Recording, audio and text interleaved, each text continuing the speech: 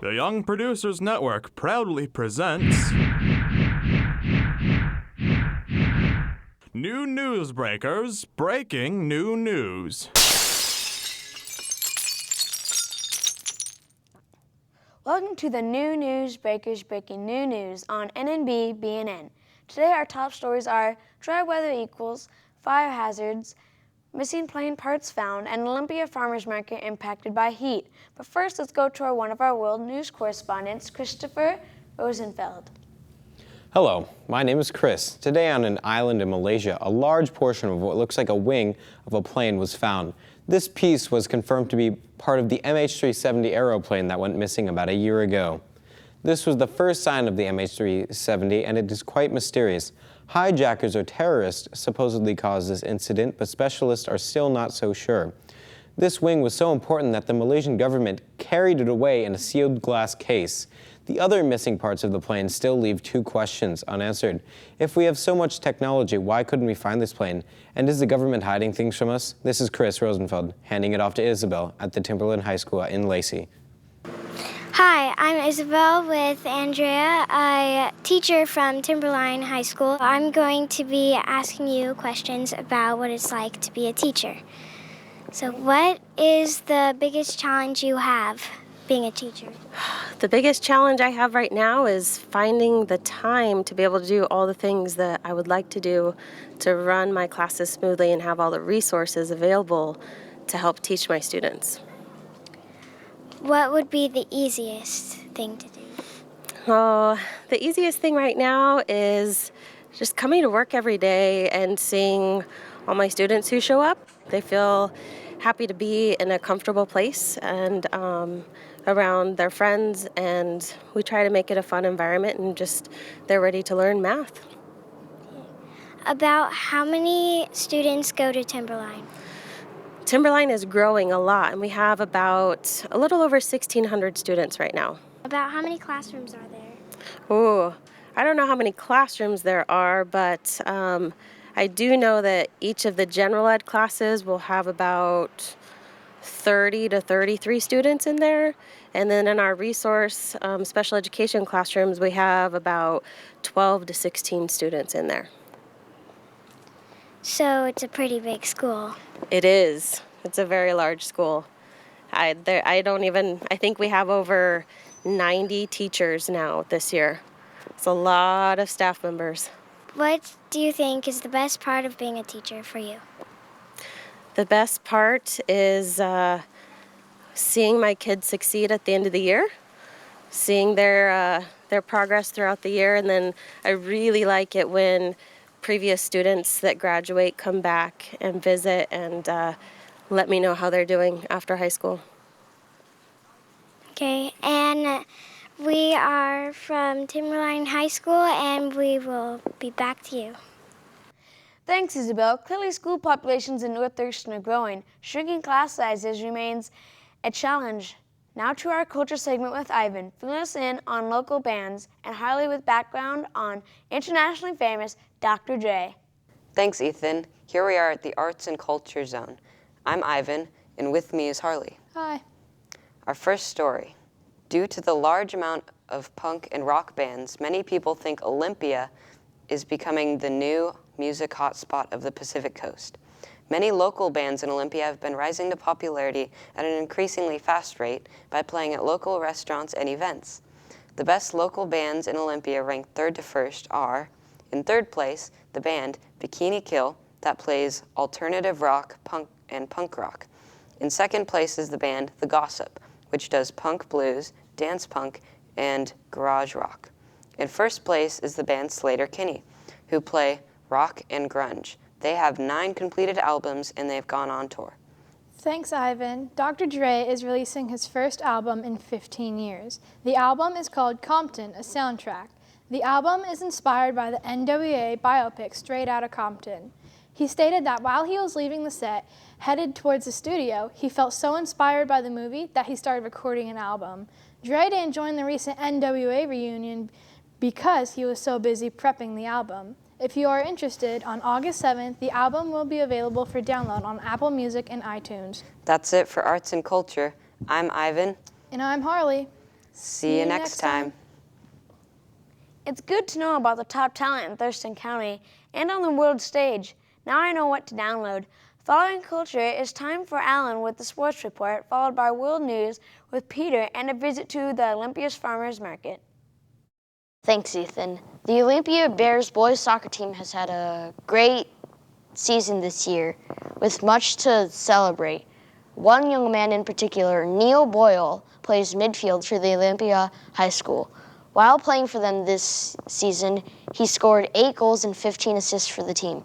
His play shows how he is an unselfish player and is in it for the team. Neil Boyle has been awarded Boys Soccer Player of the Year. Meanwhile, over at the baseball diamond, Yelm High School's Parker McFadden is pitching at 95 miles per hour, faster than most professionals. He was drafted by the Seattle Mariners. However, Parker chose to go to college first. Parker will be attending Washington State University. That's it for sports. I'm Alan He. Next, we'll be going to Peter, one of our world news correspondents. Hi, this is Peter reporting on the deal with Iran. The president and many other nations negotiated a nuclear deal with Iran. The deal includes that Iran cannot research for the next 15 years. It also says that they have to be transparent with all of their nuclear activities. The International Atomic Energy Agency can do inspections of their facilities. Iran also has to reduce their uranium stockpile by 98%. Congress is expected to vote against the deal. However, Obama has said he will veto a bill against the deal with Iran.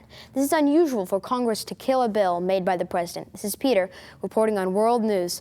Now on to Per at the Farmers Market. Hello, I'm Per. I'm reporting from the Olympia Farmers Market, and I'm here with Gio, the owner of Sullivan's Homestead, and I'm here to interview him about the heat, the current wave of heat that's passing through Olympia. So has it been affecting your produce in any way? Absolutely. In eastern Washington, it's even hotter than it has been in Olympia in this past week or two. The temperatures have exceeded 100 degrees, and it can really change the whole schedule and the way that the fruit comes off the trees.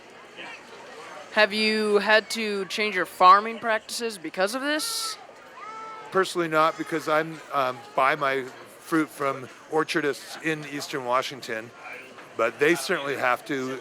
Their water has been a problem. The reservoirs are low and the rivers are low, and so they've had to keep that into account and change their watering schedules. Have you had to do anything about the stand itself because of the heat, like shade the fruits and stuff? Yes, actually we've always have our tents up, and we move them around a lot during the day to keep the fruit out of the sun.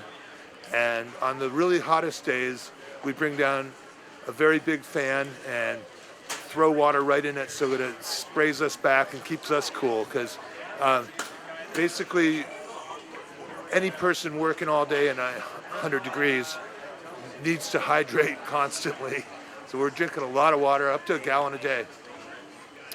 All right, well, that's all the time we have for today.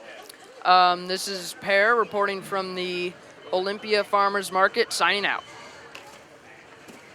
The heat is affecting everything these days. I know my cat will feel better when it cools off. Maybe our weatherman Ansel has some good news before we hear from Fiona at McLean Black Lake Fire Department. Hi, this is Ansel, your friendly new news weatherman, reporting from Thurston County. First, the good news. August will be cooler than June and July, and we might see rain. The average high temperature in August is expected to be around 80 degrees. Today's high temperature in Lacey will be 78 degrees, while it will be 75 degrees in Olympia and 80 degrees in Tumwater. For the rest of the week, the weather will be staying in the mid to high 70s, but it was different earlier this week.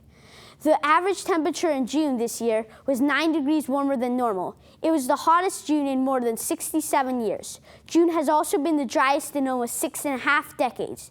In July 2015, the average high temperature was 21 degrees higher than the usual average high. In other words, it has been the hottest July in 30 years. Because the plants and trees rely on rainfall, the risk of fire is high. The average rainfall in June and July is normally about 2.5 inches. This year, June and July's rainfall is 13 times less than normal. In other words, less than 0.2 inches fell on average in June and July. So be careful with fire. It is very dry out there, and you could easily start a blaze that could quickly grow out of control. To give you a better idea of the risks of fire, we have Fiona reporting from McLean Black Lake Fire Department. Hi, I'm Fiona today at the Black Lake McLean Fire Department, here with Lieutenant Chris Patty. I have a few questions for you. Okay. How are you handling the current drought? About as best as we can. With the way the hot weather's been, our guys are just basically staying as ready as we possibly can, keeping our equipment as ready as we can, and staying on top of the brush fires as much as we can. How else are you educating people on fire prevention? We get a lot of people that call into the fire station asking if they can have campfires, asking if they can still burn their brush, and we're basically doing our best to educate them, talking to them on the phone. If we're out driving around, part of our normal details, if we're coming back from a call and we see something a little bit unsafe, we'll stop and just friendly talk to them and just educate them and explain to them the dangers of what they're doing.